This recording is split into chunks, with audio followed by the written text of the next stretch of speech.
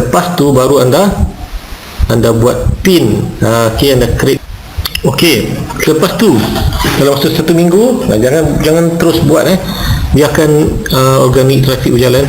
Dalam masa 1 minggu ke 2 minggu, anda dah nampak ada trafik masuk, ada views masuk, anda masukkan anda punya pin sendiri. Okey, barulah anda masukkan pin anda sendiri. Okey, so dalam masa 1 minggu ke 2 minggu itulah anda kena buat pin tu, bukanlah dah 2 minggu baru nak buat.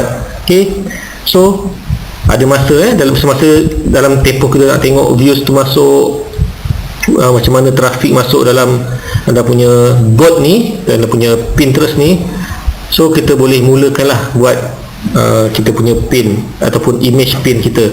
Okey, macam mana? Pergi ke Canva. So carilah template tentang Pinterest.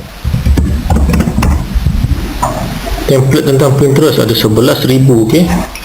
Okey, anda simple je. Okey, simple saja, anda ubah je. Anda pilih satu.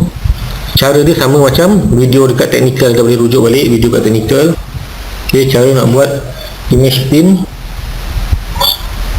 Okey, so kita nak edit. Okey, kita nak edit. Okey, jadi kurang macam ni lah.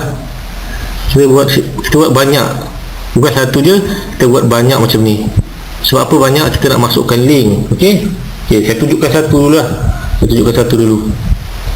Macam saya sebut tadi, cara-cara nak buat